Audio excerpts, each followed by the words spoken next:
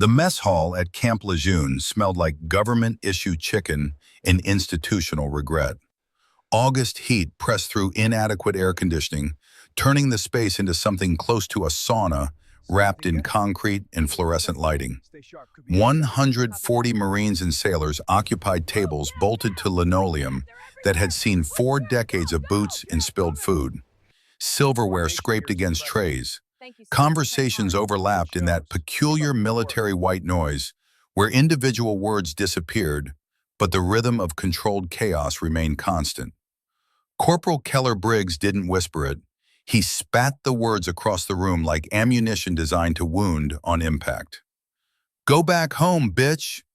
His hand slammed into Petty Officer First Class Riley Vance's shoulder.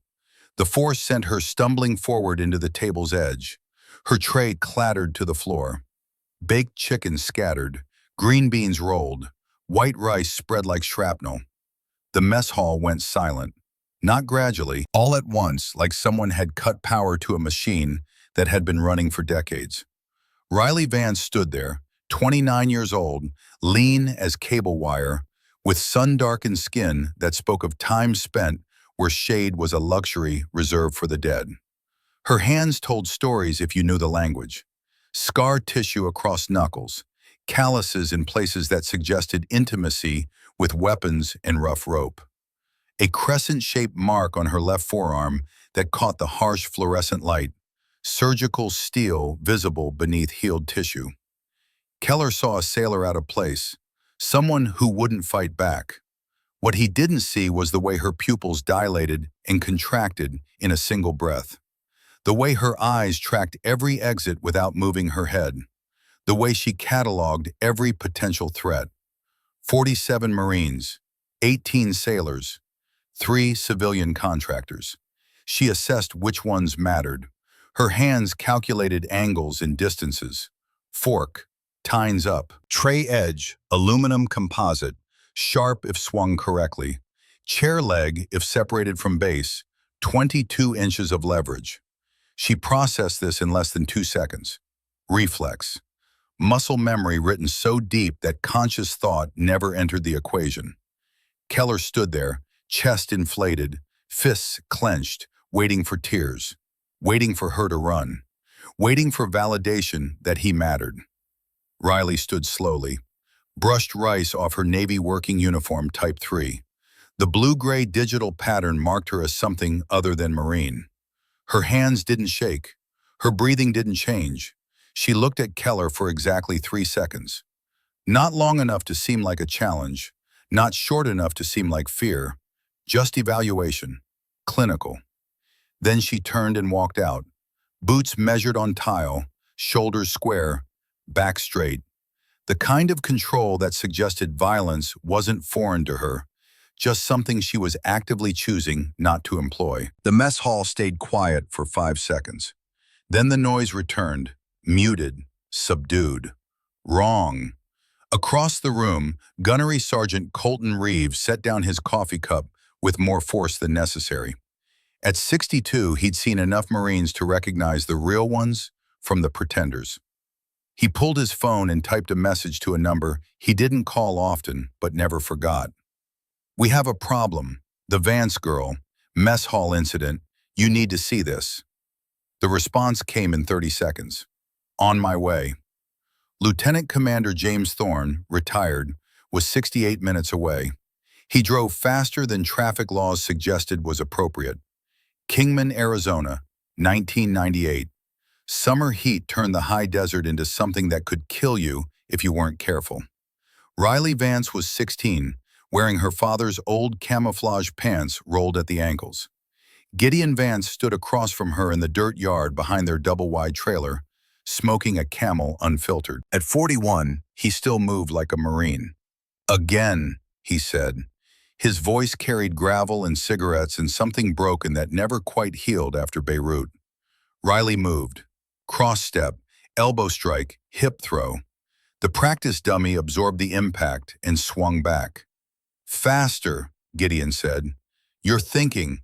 Stop thinking. If you're thinking, you're already dead." She reset, moved again. Faster. muscle memory beginning to replace conscious thought. Gideon nodded. In Beirut, the ones who survived weren't the strongest.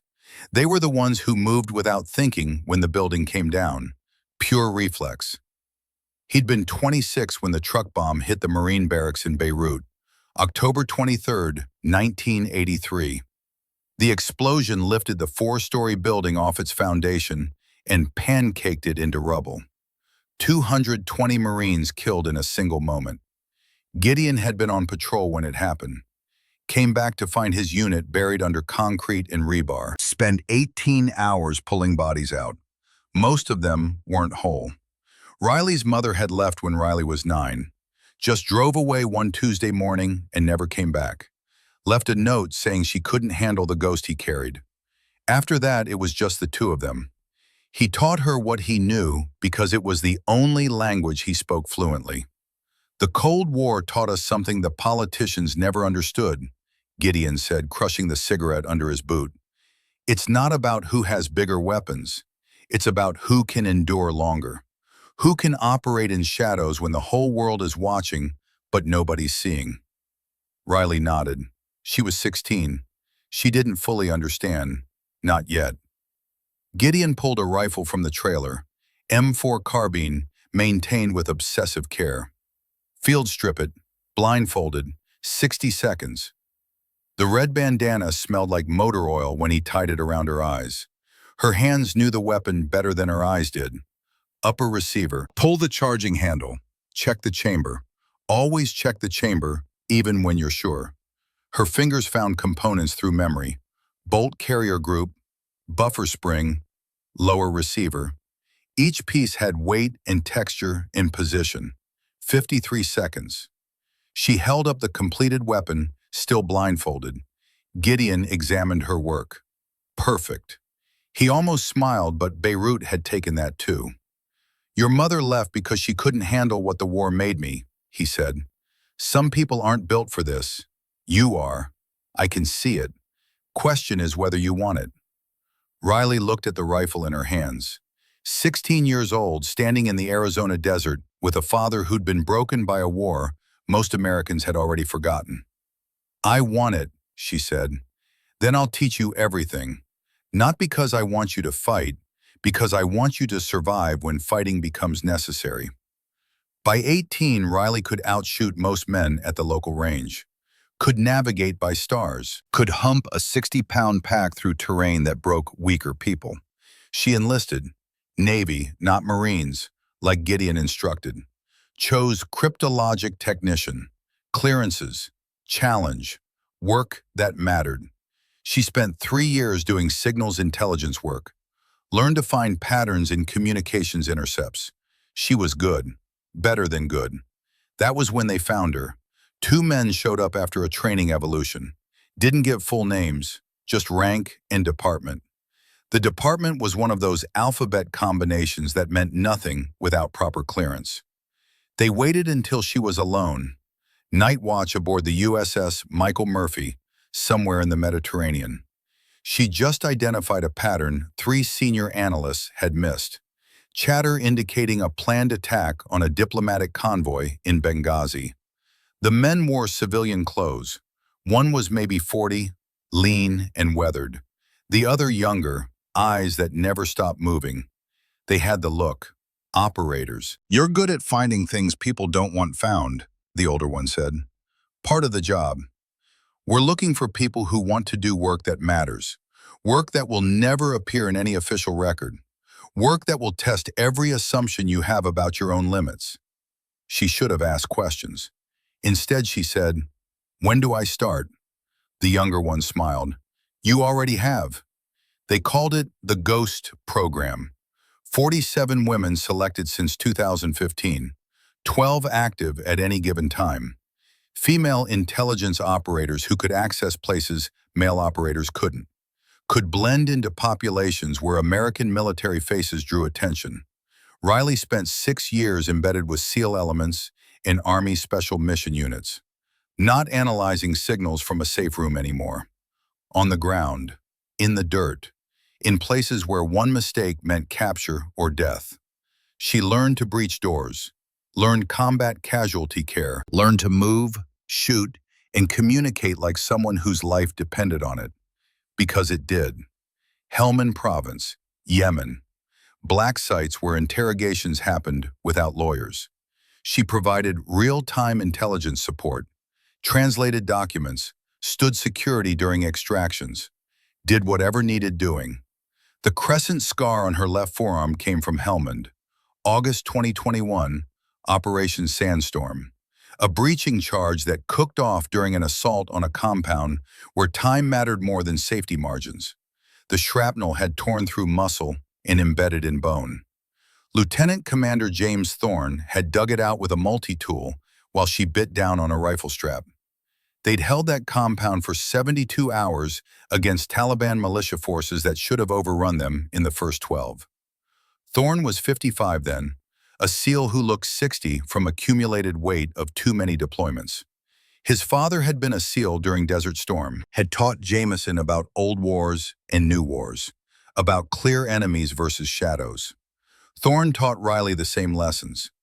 Through 3 days pinned down in a compound that smelled like cordite and blood, making ammunition last, treating wounds with supplies meant for minor trauma, staying calm when calm was the only thing keeping everyone from panic.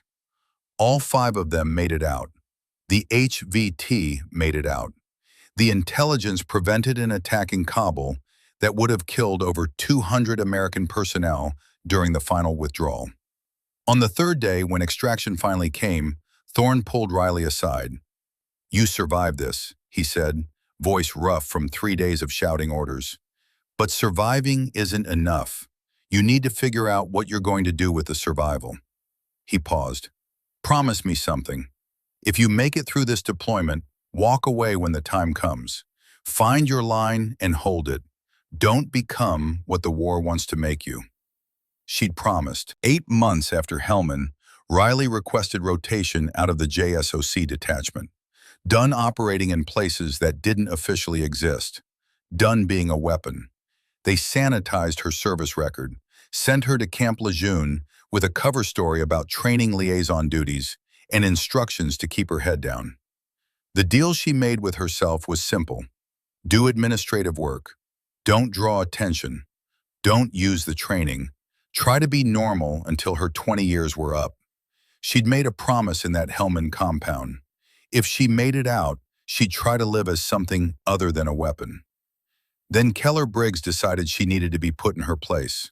Camp Lejeune, 45 minutes after the mess hall incident. Lieutenant Commander James Thorne walked into Captain Ashford's office without knocking.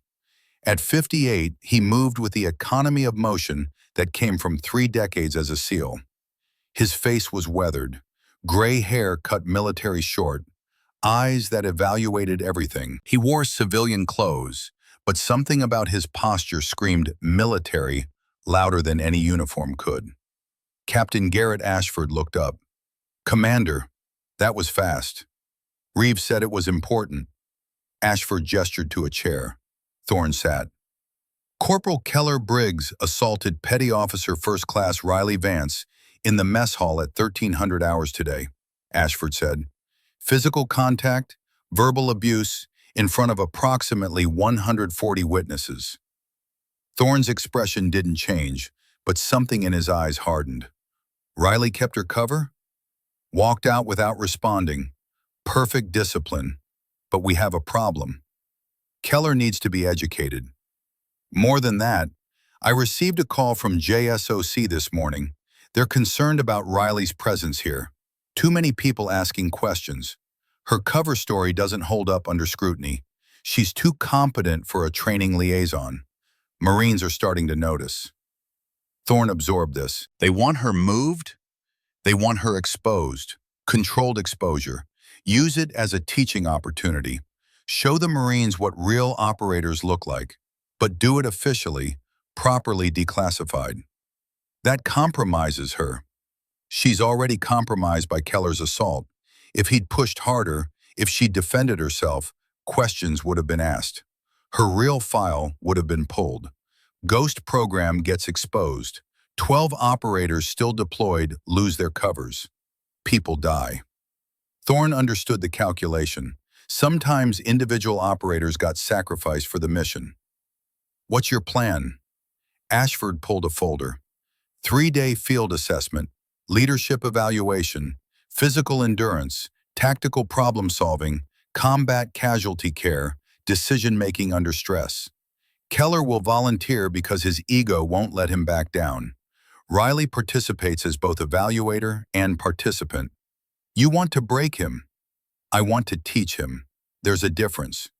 Ashford leaned back. But yes, the teaching will involve breaking down certain assumptions about strength and who deserves respect. Thorne nodded slowly. And Riley? Riley gets her choice. Complete the assessment, let the truth come out in a controlled manner, take the instructor position at Quantico that's been offered. Or refuse, maintain cover, accept transfer to another location. She won't choose to disappear. She's Gideon's daughter. Vances don't run. Ashford smiled slightly. I was counting on that. Riley sat on her rack in the mostly empty barracks, still in her PT gear. Navy PT shirt, running shorts, the same scarred dive watch on her left wrist that she'd worn through 6 years of operations. The watch crystal was scratched, nearly opaque. She'd worn it in Helmand when Thorne's SEAL platoon had been surrounded for 72 hours. She'd worn it in Yemen. She'd worn it in Syria during operations that never made the news. Her phone buzzed, encrypted message from a number that showed all zeros. The text appeared for 30 seconds before deleting. Ghost 7. Assessment tomorrow 0800. Maintain cover. Trust Thorne. JSOC actual. She read it 3 times before it disappeared. So it was official. They were going to expose her, use her as an object lesson, turn 6 years of classified operations into a training opportunity. Part of her wanted to refuse, walk away, request transfer to some administrative position where she could finish her 20 years and disappear. But Gideon's voice was in her head. Vances don't run, Riley. We dig in. We hold the line. We pass it forward. In Thorne's voice. The hardest part isn't surviving the operation. It's coming back and figuring out what to do with everything you learned. She pulled off the dive watch and set it on the footlocker. Her hand trembled slightly, not from fear, from the effort required to maintain control when every operational instinct screamed at her to respond. She could have ended Keller in the mess hall. Joint locks, pressure points, strikes to targets that would drop him before his nervous system registered pain. She could have done it without thinking. But that wasn't the agreement she'd made with herself. No more violence. No more operating in denied areas. Just quiet administrative work until her service obligation ended.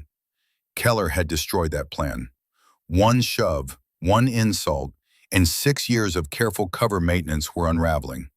Tomorrow would tell her which line mattered more.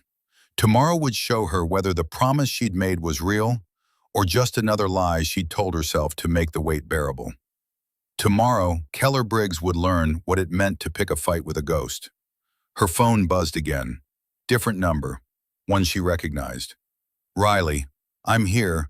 We'll handle this together. You're not alone. Thorne. She read the message twice, deleted it, closed her eyes. Outside, Camp Lejeune settled into its evening rhythm. Marines finishing duty days. The eternal machinery of military life continuing regardless of individual dramas. Riley Vance had survived Helmand and Yemen and Syria. She'd survived 72 hours surrounded by enemies.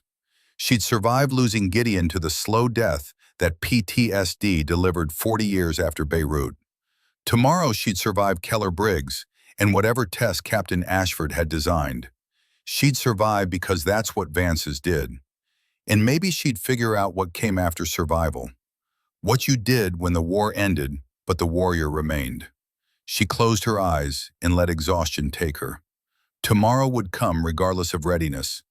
Wars didn't wait, neither did reckonings. The company formation assembled at 0800 on a Thursday that came in cool and overcast. August in North Carolina carried humidity that made breathing feel like work. 140 Marines stood in ranks on the parade deck. Captain Garrett Ashford paced in front, hands clasped behind his back. He was 38 but moved like someone older, carrying accumulated weight of decisions made where wrong answers got people killed. Prior enlisted, Force Recon, the kind of officer who'd earned his commission through blood and time. His presence made Marines straighten spines without him saying a word. Riley Vance stood in the back rank, wearing her Navy working uniform Type 3. She kept her face neutral, eyes forward, shoulders squared. Everything about her posture said nothing special, nothing worth noticing. But Ashford noticed. His eyes found her immediately.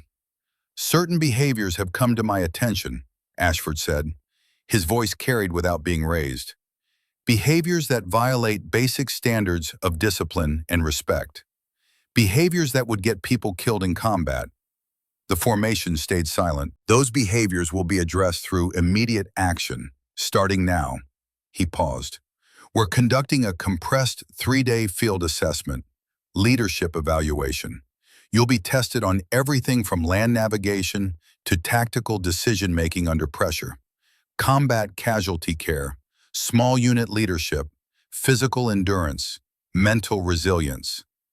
Murmurs rippled through ranks, quickly suppressed. "Results will become part of your permanent service records," Ashford continued. "They will influence future assignments, promotions, schools, everything that matters." Another pause. "I expect Corporal Keller Briggs to volunteer, given how vocal he's been about standards and warrior culture." Every head turned slightly, looking for Keller. His face flushed red, jaw clenched. He couldn't back down, not in front of the entire company. "Yes, sir," he said, voice tight. "I volunteer." "Outstanding. I need 9 more volunteers." 7 Marines stepped forward immediately. Ashford scanned the remaining ranks. Then his eyes settled on Riley. "I'm also specifically requesting Petty Officer First Class Riley Vance participate as both evaluator and participant." The formation went dead silent. Navy petty officers didn't participate in Marine leadership assessments. Her personnel file indicates instructor-level qualifications in small unit tactics from previous joint training assignments. Riley stepped forward without hesitation. "Aye, sir." Keller's face had gone from red to white. He stared at her, not with anger anymore, with something closer to fear. Near the edge of the formation, Lieutenant Commander James Thorne watched. He wore civilian clothes, contractor credentials visible. Technically just observing, but his eyes never left Riley. Ashford dismissed the formation. The assessment would begin immediately. Full combat load, 12-mile tactical movement with simulated casualties. Staff Sergeant Brennan Wade and Gunnery Sergeant Colton Reeve fell in as evaluators. Wade was the combat engineer who'd watched Riley leave the mess hall with knowing eyes. Reeve was the 62-year-old former MARSOC operator who'd been at Beirut with Gideon Vance. They both looked at Riley with carefully neutral expressions. The 10 volunteers formed up. Keller stood at the front, trying to look confident. 2 of his crew flanked him. They'd laughed when he'd shoved Riley. They weren't laughing now. Riley stood near the back. She'd cinched her pack tight, adjusted her vest, checked her boots. Everything done with practiced efficiency. Ashford gave them their route. 12 miles across varied terrain, swamp, pine forest, open ground. 3 simulated casualty scenarios. 4 hours to complete. Anyone who fell out wouldn't continue. "Move out." Keller immediately set a hard pace, aggressive, trying to establish dominance through speed. His crew kept up. The other Marines fell in behind. Riley stayed in the middle of the pack. Not leading, not falling behind. Just moving with efficient economy of motion that came from carrying weight across hostile terrain where endurance mattered more than strength. Her breathing stayed steady. Her stride stayed consistent. She looked like she could maintain this pace indefinitely. By mile 4, terrain had transitioned to pine forest and sandy soil. Temperature climbing, humidity building, Sweat soaked through uniforms. Pack straps dug into shoulders. Keller was still pushing hard, but his form was deteriorating. Shoulders hunched, stride shortened, breathing ragged. Strength without efficiency was just a countdown to failure. Behind the formation, Thorne moved through pine forest like he'd been born there. At 58, he could still outmarch Marines half his age. Not through superior strength, through superior technique. He'd taught Riley these techniques in Helmand, Soviet Spetsnaz methods adapted for modern operations. Weight distribution using skeletal structure instead of muscular endurance. Breathing cadence maximizing oxygen efficiency.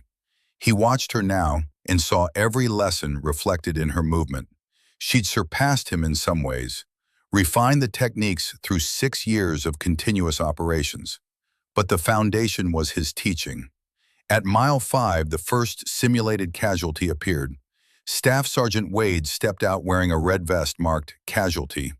IED strike, 2 wounded, 1 critical, 1 ambulatory. Limited time before follow-on attack. What do you do? Keller rushed forward, tried to perform a fireman's carry. Wrong technique, wrong application. Treating this like a gym exercise instead of a tactical problem. No consideration for whether moving the casualty would worsen injuries. No assessment of tactical situation. No security established. He was gassing out, legs trembling, had to set Wade down after 20 meters because his strength was failing. Riley watched for 10 seconds, then moved forward. Permission to demonstrate proper tactical combat casualty drag, Staff Sergeant. Wade looked at Captain Ashford. Ashford nodded. Proceed. Riley knelt beside him. Her voice was calm, instructional. In a real IED strike, you assume secondary devices or enemy observation. Speed matters, but so does technique. She grabbed Wade's vest by the drag handle, kept low, pulled him 20 meters to a depression behind a fallen log. Cover and concealment.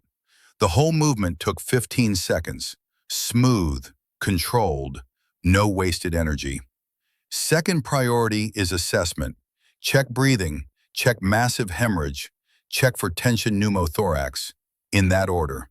Everything else waits. Wade was watching her with narrowed eyes. So was Reeve. They recognized something. This was muscle memory.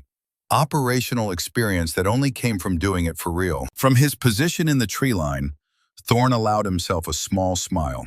That was his teaching. But more than that, it was Gideon's teaching, filtered through him and refined by Riley's own experience. 3 generations of warriors condensed into a 15-second movement. Continue movement, Wade said. They continued. Mile 6. Mile 7. The second Marine dropped. Heat casualty. They left him with water and a safety observer. By mile 8, Keller's form was completely broken. Survival shuffling now. Just putting one foot in front of the other through stubborn refusal to quit. Riley hadn't changed pace once. She moved like someone who'd done this carrying heavier loads across worse terrain. By mile 12, only 6 of the original 10 were still functional. Keller finished barely, bent over, dry heaving, looking like death. His crew members collapsed. Riley walked across the finish line looking ready to continue for another 12 miles. She found shade, drank water, stretched, waited. Wade walked over to Reeve. They stood close, conversation quiet. Riley could read their body language. They knew, or suspected. You didn't move like that without operational experience. Thorne emerged from the tree line and walked to Ashford. They spoke briefly. Ashford nodded once. Captain Ashford gave them 15 minutes to hydrate, then announced the next evolution. Tactical problem solving, building clearance, limited intelligence. You'll need to plan and execute. This was where experience separated from bravado.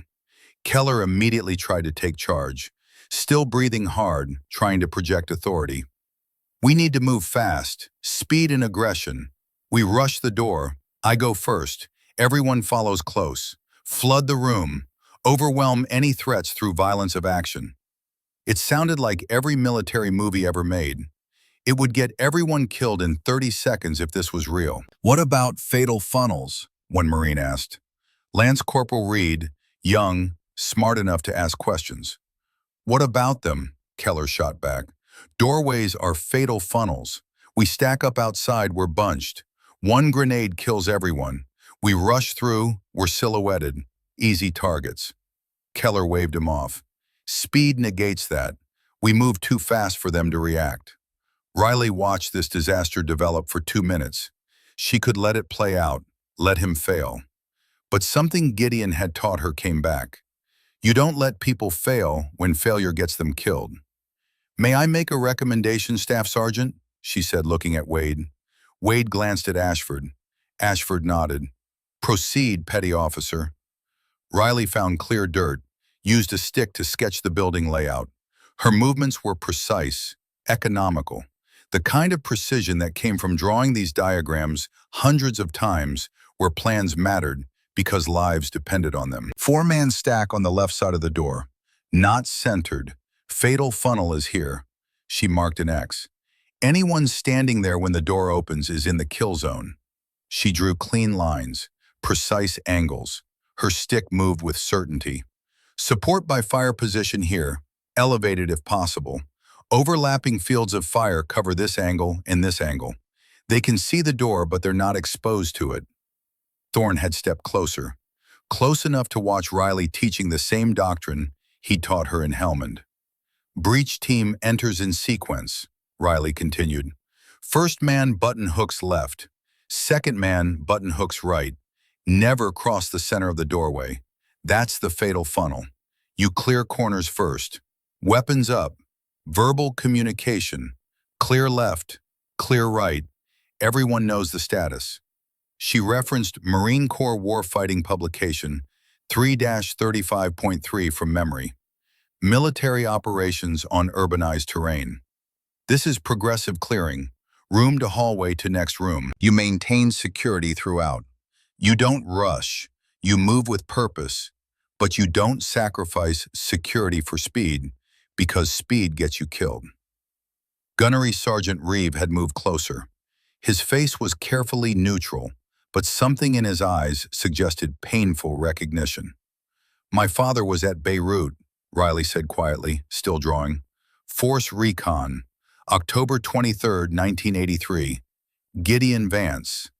The barracks bombing killed most of his unit. He spent 18 hours pulling bodies from rubble. He told me that fatal funnels don't just exist in doorways. They exist anywhere you bunch up personnel without understanding the threat environment. The training area went completely silent. Even Keller had stopped fidgeting. After Beirut, the Marine Corps studied what went wrong, Riley continued. They built doctrine to prevent it from happening again. MOUT doctrine. CQB principles. Progressive clearing techniques. All of it written in blood by Marines who died learning these lessons. We don't repeat mistakes. That's what doctrine is for. She finished the sketch. A tactical plan that was textbook perfect. Simple, because it prioritized principles that mattered. Security, communication, progressive movement. Staff Sergeant Wade looked at the sketch, looked at Riley, then at Ashford. Execute Petty Officer Vance's plan. Keller started to argue, but Wade cut him off with a look. That's not a suggestion, Lance Corporal. That's an order. They executed the plan. It worked flawlessly. The simulated building clearance happened with 0 simulated casualties. Movement was smooth, professional, lethal through precision and discipline. When they finished, Reeve walked over to Wade and said something quiet. Wade nodded slowly. They both looked at Riley with expressions that had moved from suspicion to certainty. She wasn't just trained, she was operational. Thorne caught Riley's eye across the training area, gave her a slight nod. Approval. Recognition. The assessment continued through afternoon. Land navigation. Communications under stress. Decision-making with incomplete information. By 1700 hours, 3 more Marines had dropped. Not from physical failure, from mental exhaustion. Keller was still functional, but barely. His earlier confidence had evaporated. Now he just looked exhausted and confused. Riley hadn't changed, still calm, still efficient, still moving through each evolution like just another day at work. But Thorne could see the cost. The way her hands trembled slightly when she thought nobody was watching. The way her eyes tracked threats that didn't exist here, but existed in memory. As the sun began setting, Captain Ashford gathered the remaining 6 participants. Day 1 complete. Tomorrow brings combat casualty care under stress. Multiple casualties, limited supplies, active simulated hostile fire. It will test everything you've learned about medicine and leadership and keeping your head when everyone else is losing theirs. He paused, looked at each of them. You've all performed adequately today. Tomorrow we find out who can perform when adequate isn't enough. When perfect is the only acceptable standard because anything less means people die.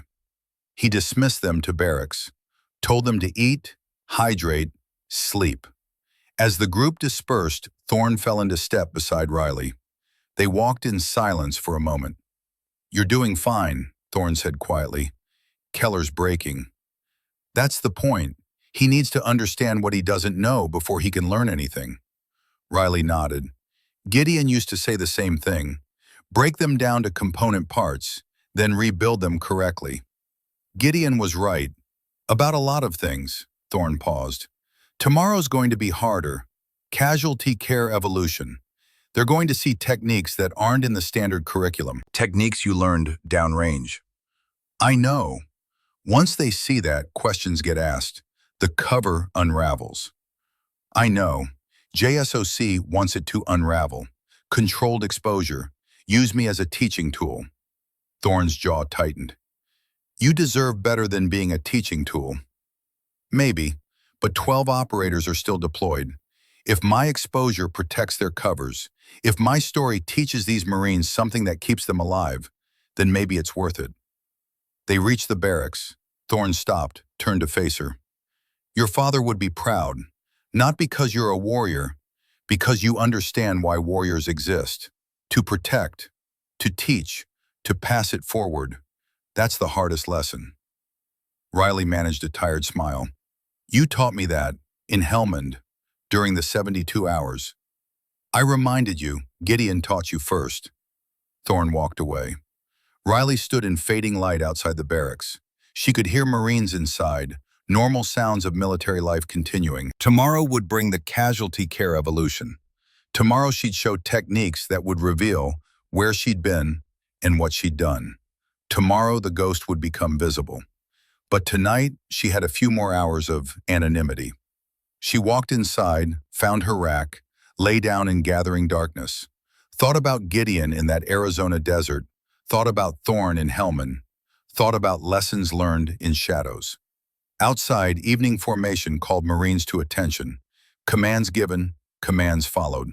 Tomorrow would come, ready or not. Riley closed her eyes and waited for dawn. Day 2 arrived with humidity that made dawn feel like punishment. The sun hadn't cleared the tree line, but the air was already thick. Riley woke at 05:30, muscle memory from 6 years of operations. She found Thorne already at the training area, setting up equipment with Wade and Reeve. The 3 of them moved with synchronized efficiency. Reeve looked up when Riley approached. At 62, he carried his age in weathered lines, but not in movement. Petty officer, he said, voice carrying gravel from decades shouting orders. Your father taught me something in Beirut.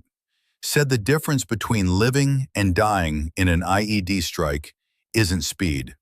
It's knowing which casualty to treat first. Triage separates amateurs from professionals. Riley met his eyes, saw recognition, understanding. Reeve had been at Beirut with Gideon, had survived the barracks bombing, had spent 18 hours pulling bodies from rubble alongside her father. He taught me the same thing, Riley said, in the Arizona desert, said you can't save everyone, so you better know how to save the ones you can. Reeve nodded slowly. Today you're going to show these Marines what that looks like. Not theory, application. You understand what that means? It means the cover comes off. It means you stop being a ghost and become a teacher. Question is whether you're ready. Riley looked across the training area. 6 Marines forming up, Keller among them, looking worse for wear. His confidence had cracked. Ready or not doesn't matter. The mission is the mission. Reeves smiled slightly. That's a Gideon answer if I ever heard one. Captain Ashford arrived at 0600 with a truck full of training equipment. Medical bags, simulated casualties, blank ammunition, pyrotechnics. He gathered the 6 remaining participants. Combat casualty care under stress. 4 casualties will appear simultaneously. Blank rounds will be fired. Pyrotechnics will detonate. You'll have limited supplies and limited time. The scenario is designed to overwhelm you, to force you to prioritize. He paused. This evolution has no practice runs, no do-overs.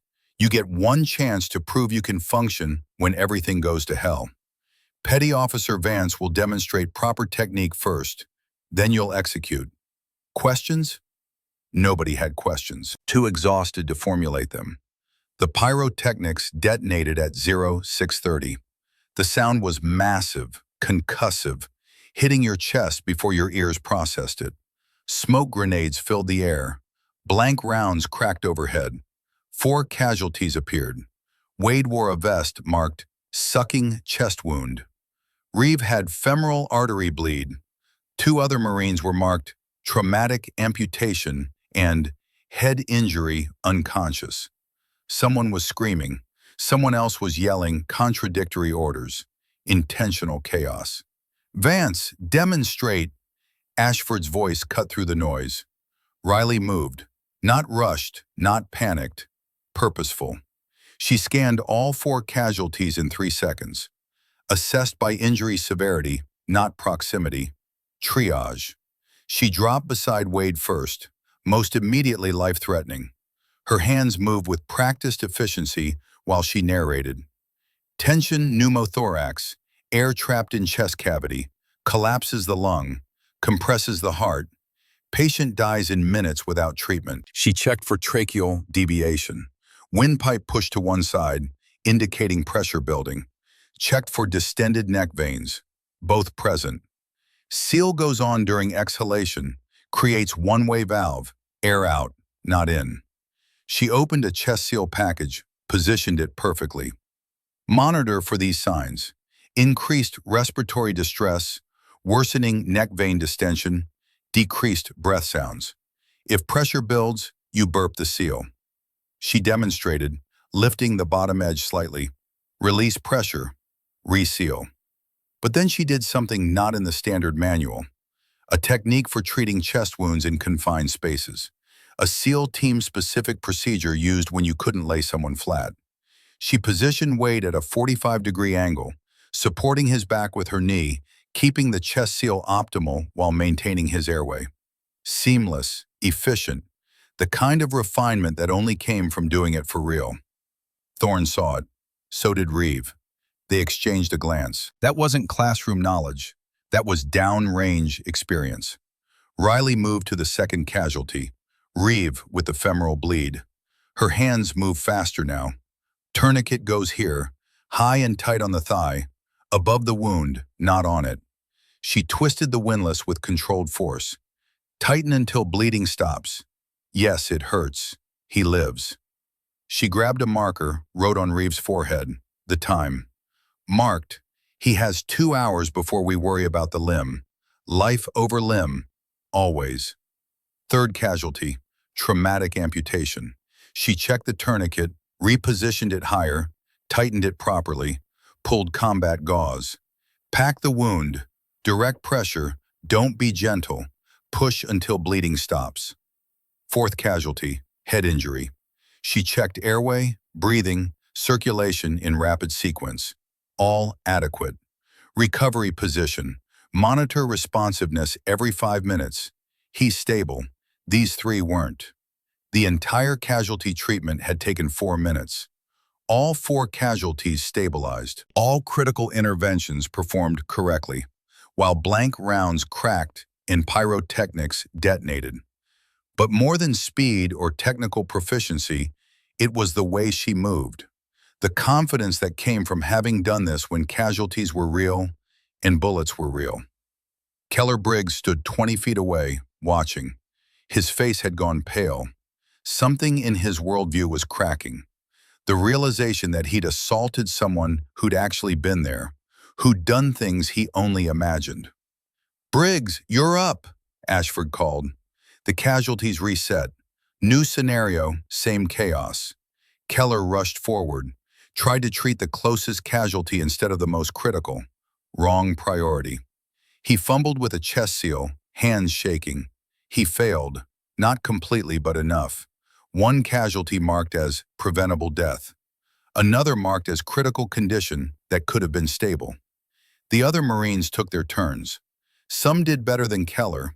None approached Riley's level. The gap between training and experience was visible, measurable, undeniable. By 0900, the casualty care evolution was complete. 4 of the 6 participants had failed at least one critical intervention. Only Riley had achieved perfect execution. Captain Ashford called a formation. The 6 exhausted participants formed up. Thorne stood nearby with Reeve and Wade. "What you just witnessed," Ashford said, "was the difference between knowing the steps and understanding the principles, between memorizing procedures and internalizing doctrine, between training and experience." He looked directly at Riley. "Petty Officer Vance, your performance demonstrated capability that exceeds standard training curriculum. Would you care to explain where you acquired these skills?" The moment hung in the air like smoke. Everyone knew something was coming. Before Riley could answer, a vehicle pulled up. A Navy commander stepped out, wearing service dress whites with ribbons that told stories. Silver Star, multiple bronze stars with V device, Purple Heart, and several ribbons that looked generic but meant something specific if you had proper clearance. Naval Special Warfare insignia, the SEAL Trident. Commander Elizabeth Slate was 52 with iron gray hair and eyes that had seen things most people couldn't imagine. She wore her authority quietly, just stood there, and everyone knew she was someone who mattered. She walked directly to Riley. "Turn your head to the left, Petty Officer." Riley complied. The crescent-shaped scar on her left forearm became visible, surgical steel beneath healed tissue. Commander Slate nodded once. "Helmand Province, breaching charge, August 2021. The training area went completely silent.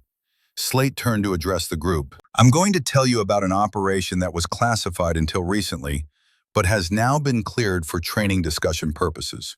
She paused. "Does anyone recognize the designation Operation Sandstorm?" Nobody did. Helmand Province, Afghanistan, August 5th through 8th, 2021. A 4-person SEAL element and 1 Navy intelligence specialist were inserted to extract a high-value target with intelligence on an imminent, large-scale attack against U.S. forces in Kabul. Slate's voice was even, clinical, but carried weight.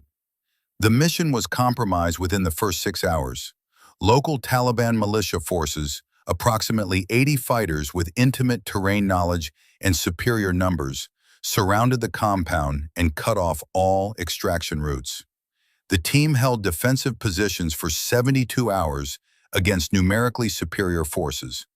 Limited ammunition, no air support due to weather conditions, no possibility of relief until weather cleared. She let that settle. 72 hours, 3 days, same length as this assessment, but the bullets had been real.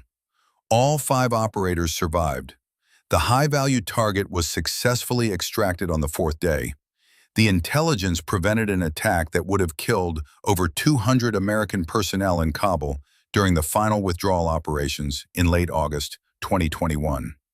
The training area was silent except for wind in pine trees. The Navy intelligence specialist on that operation was cryptologic technician, First Class Riley Vance. Every eye turned to Riley. She stood at attention, face neutral. Commander Slate wasn't finished. But Operation Sandstorm was more than an HVT extraction. The target had intelligence on ISIS-K Taliban coordination, on CIA operational networks that had been compromised, on Afghan government officials providing targeting information to insurgent forces. This wasn't just about preventing an attack. It was about protecting an entire intelligence architecture that had taken years to build. Dozens of assets whose identities would have been exposed. Hundreds of lives dependent on networks staying secure. She paused, let the magnitude sink in. Petty Officer Vance's work in that compound, her intelligence analysis under impossible conditions, her tactical support to the SEAL element, her willingness to stand and fight alongside operators when most people would have broken. That work saved lives we'll never be able to count because the attacks never happened and the networks stayed secure. Thorne had moved closer. His face was carefully controlled, but something in his eyes suggested pride, mixed with the weight of commanding people where your decisions determined life or death. Commander Slate looked at Riley. The question I have, Petty Officer Vance, is why you requested transfer out of the JSOC detachment to do administrative liaison work at a Marine base. Why walk away from operational work after proving yourself capable at the highest levels? The training area waited. Everyone wanted to hear the answer. Riley was quiet for a long moment, then spoke, voice steady but carrying weight underneath. I made a promise, ma'am, in Helmand, during the 72 hours. If I survived, I'd stop operating in places that don't officially exist. That I'd try to be something other than a weapon. She paused. My team leader was Lieutenant Commander James Thorne. He taught me that old wars had clear enemies and new wars had shadows. That the trick was finding your line in those shadows and holding it no matter what pressure got applied. Helmand was my line. When we were surrounded in that compound, when 72 hours felt like 72 days, I told myself if I survived, I'd walk away, try to find a way to be normal again. Commander Slate listened without interrupting. Commander Thorne is here, Riley said, looking directly at Thorne now. He's been here the whole time, watching, making sure I didn't break the promise we made to each other in that compound, that we'd survive, and if we survived, we'd find a way to pass forward what we learned without becoming what the war tried to make us.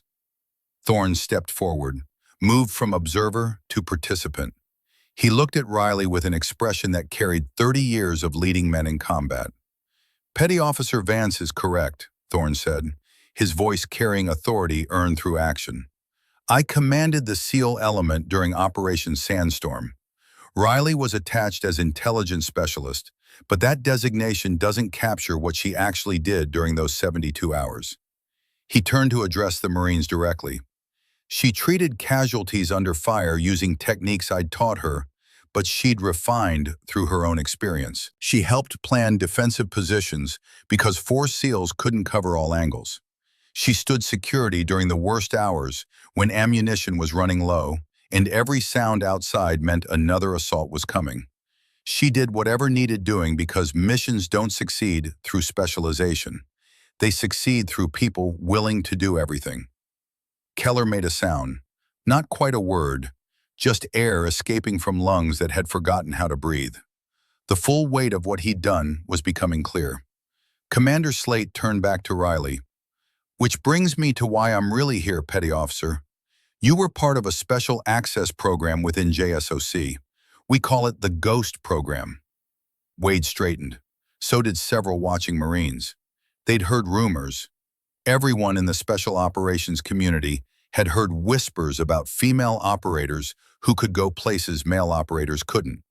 But rumors were different from confirmation. 47 women have been selected for the Ghost Program since its inception in 2015, Slate said. 12 are active at any given time.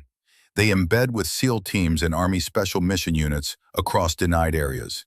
They provide intelligence support that male operators cannot obtain due to cultural and operational constraints. They conduct direct action when required. They operate in places where their presence is never acknowledged. She let that settle. Petty Officer Vance was one of those 12 for 6 years. Her cover story as a training liaison protects not just her identity, but an entire network of female operators still deployed in Syria, Yemen, Somalia, and other locations I cannot name. If her background had been exposed carelessly, it could have compromised ongoing operations across 3 continents and gotten operators killed. The magnitude was crystal clear now. Keller's face had gone gray. This assessment, this revelation, is controlled, official, properly declassified through appropriate channels with approval from the highest levels of Naval Special Warfare Command. Petty Officer Vance's cover is being adjusted because her operational utility in that capacity has ended. But make no mistake, 12 women are still out there right now, still operating, still doing work that keeps Americans safe. And their covers depend on operational security that starts with people like you understanding what you're looking at and keeping your mouths shut about classified information. She turned back to Riley, expression softening slightly. Captain Ashford has submitted a request for your permanent assignment as a combat instructor with the Marine Corps Martial Arts Program at Quantico. Full instructor billet with appropriate security clearances. You'd be teaching tactical movement, close quarters combat, survival techniques in urban environments, combat casualty care, small unit leadership under stress. Everything you've learned over 6 years of operational experience, passing it forward to the next generation. Riley's expression flickered. Surprise, uncertainty, something that might have been hope. No more administrative work that wastes your capabilities. No more hiding who you are or what you've done. Just teaching, making sure the lessons you learned in Helmand and Yemen, in places we still can't name, get passed to Marines and sailors who might need them someday. She paused. The best operators aren't just warriors, Petty Officer. They're teachers who create more warriors. They're the ones who understand that survival isn't enough, that you have an obligation to pass forward what you learned so the next generation doesn't have to learn everything the hard way. The training area was silent. Even the wind had stopped. Riley looked at the other Marines, at Keller, who still couldn't meet her eyes, at Wade, who gave a slight nod of respect, at Reeve, whose weathered face showed recognition that Gideon Vance's daughter had become what her father had trained her to be, at Thorne, who'd commanded her in Helmand and taught her that surviving was necessary, but passing it forward was what gave survival meaning. She thought about Gideon in that Arizona desert, about the promise made in that Helmand compound, about whether teaching people to survive qualified as redemption. Thorne's voice in her head, find your line in the shadows and hold it. Maybe teaching was the line. Maybe taking everything she'd learned and transforming it into something that protected instead of destroyed. Maybe that was how you honored the dead, by making sure fewer people had to die learning the same lessons. Yes, ma'am, Riley said, voice steady and clear. I accept. Commander Slate shook her hand, firm grip, the handshake of equals who'd both been places where survival was the only currency that counted. Your father would approve, Petty Officer. Beirut taught him the same lesson. Surviving isn't enough. You have to pass it forward. The mention of Gideon Vance hit harder than Riley expected. He'd been dead 5 years. Heart attack at 62. PTSD complications finally collecting the debt that Beirut had established. You knew my father, ma'am? Not personally, but I know his legacy. Force Recon Marines from Lebanon wrote the book on small unit tactics in denied urban environments. A lot of what we teach now comes from lessons Gideon's generation learned the hard way. She released Riley's hand. Orders will process within the week. Report to Quantico the Monday after you complete your transfer paperwork. Gunnery Sergeant Reeve will be there as well.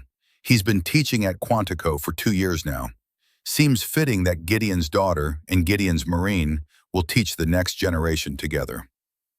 Slate left without ceremony, just walked to her vehicle and drove away. No speeches, no fanfare. Real professionals didn't need theatrical exits. Captain Ashford dismissed the assessment. The exhausted Marines scattered toward barracks. Keller lingered, standing alone while everyone else left. He looked small suddenly. Not physically, but in the way that mattered. Riley walked past him. Didn't say anything. Everything that needed saying had been said. "Wait," Keller called after her, voice rough. "Please." She stopped, turned, waited. "I'm sorry." The words came out broken. "I'm so sorry. I assaulted you. I tried to humiliate you. I did it because I was insecure and because you didn't give me the respect I thought I'd earned, but hadn't actually earned." Riley watched him struggle with it. Watched someone who'd built his identity on being tough, confronted with what real toughness looked like. "My brother Thane visited yesterday. He's a Marine Raider. Everything I wanted to be. He heard about what happened. He told me I've been hiding behind his accomplishments for years instead of earning my own. He was right. I assaulted you because I needed to feel bigger, and you made me feel small just by being good at what you do." He swallowed hard. "Thank you for not ending me in the mess hall. I know you could have. I know that now." "Yes," Riley said simply. "I could have." She left him standing there and walked toward the barracks. Thorne caught up with her halfway across base. They walked in silence for a moment. "You made the right choice," Thorne said. "Did I? Or did I just choose the only option that made sense?" "Sometimes those are the same thing." He paused. "Gideon taught you well. I just reinforced what he started. Now you'll teach others. That's how legacy works, not through monuments or medals, through knowledge passed forward." Riley nodded. "Will you be at Quantico?" "As often as they'll have me. Someone needs to make sure you're teaching my techniques correctly." She almost smiled. "Your techniques? Pretty sure those came from Cold War-era Spetsnaz doctrine filtered through SEAL modifications. Which I taught you, which makes them mine to pass on." Thorne's expression softened. "You're going to be good at this, Riley. Teaching. Better than you were at operating, and you were exceptional at that." They reached the barracks. Thorne stopped, turned to face her fully. "Your father used to say that the hardest thing about Beirut wasn't surviving the bombing. It was figuring out what to do with the survival afterward. How to make it mean something beyond just not dying. He spent 30 years trying to answer that question. Did he ever find peace? He found you, taught you everything he knew, made sure his survival meant something by ensuring you'd survive better than he did. That was his answer.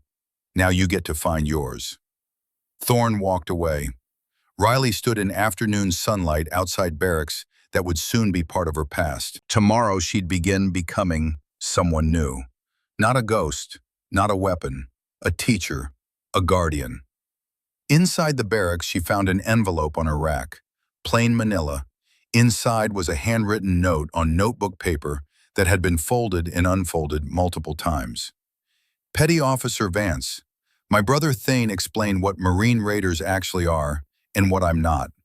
I'm submitting a package for Raider assessment and selection, not because I think I'll make it, because I need to find out what I'm actually made of instead of what I've been pretending to be. Thank you for not ending me. You taught me what real strength looks like. Respectfully, Corporal Keller Briggs." Riley read it twice.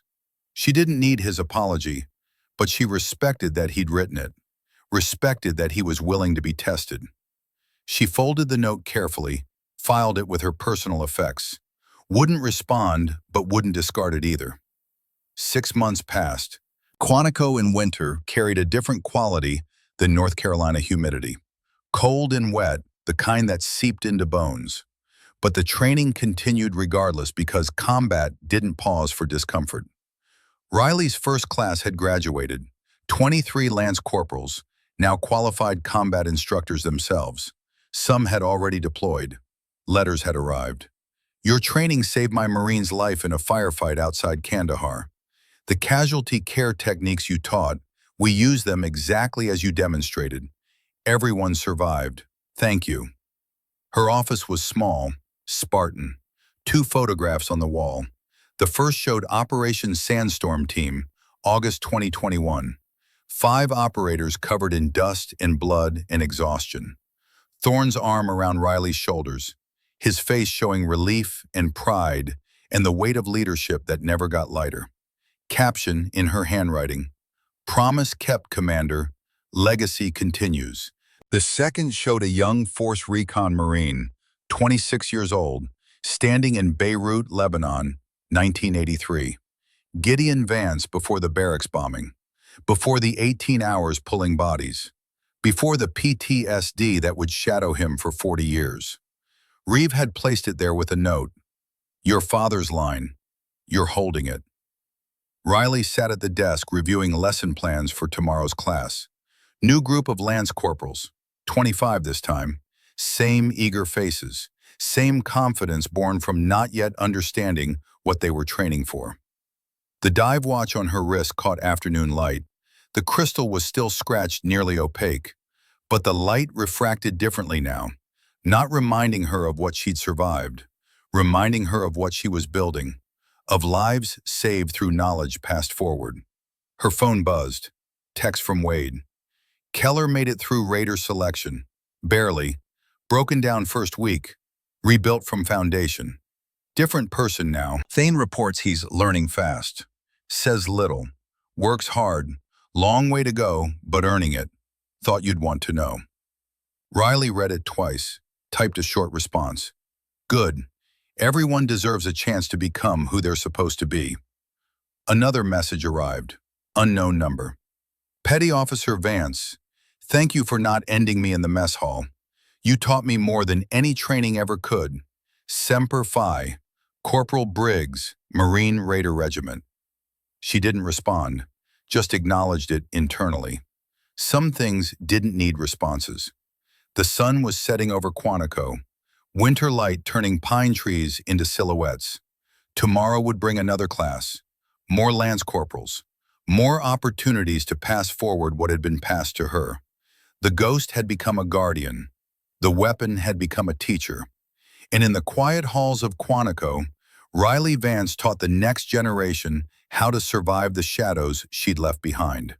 She closed her eyes for a moment, saw Thorne's face, weathered and wise, heard his voice teaching her in Hellman that survival wasn't enough, felt his presence, saw her father's face, young in the photograph, before Beirut, before the wait, before the slow death that took 40 years. Both of them would have approved. Both had understood that surviving wasn't enough, that the only way to honor the dead was to make sure their lessons kept the living alive. That legacy wasn't about monuments or medals. It was about passing forward what you'd learned, so fewer people had to learn the hard way. She opened her eyes, picked up her pen, continued writing lesson plans. Tactical movement in urban environments. How to approach corners. How to use cover and concealment. How to stay alive when the bullets were real and mistakes were permanent. Outside, evening formation called Marines to attention. Commands given with sharp precision. Commands followed with disciplined response. The machinery of military life continuing its eternal rhythm. Riley Vance had found her line. The one Thorne had told her to find in those shadows. She was holding it, not through violence anymore, not through operations in denied areas, through teaching, through passing forward everything she'd learned, through making sure Lance Corporals who sat in her classroom would have a better chance of coming home alive. And in holding that line, she was honoring every promise she'd ever made. To Thorne in that Hellman compound, to her father in that Arizona trailer, to herself when she decided surviving was necessary but insufficient. The weapon had learned to teach. The shadow had learned to illuminate. The ghost had learned to guard. And in that learning, she discovered something she hadn't expected. Not peace exactly. Peace was too simple a word for what she felt. But purpose, clear and undeniable. The understanding that what she'd done in those places that didn't officially exist hadn't been wasted. It lived in every Marine she taught, in every life saved, In every mission completed successfully because training had been good enough. The ghost was gone. The operator had retired. The teacher remained, and that was enough. That was everything.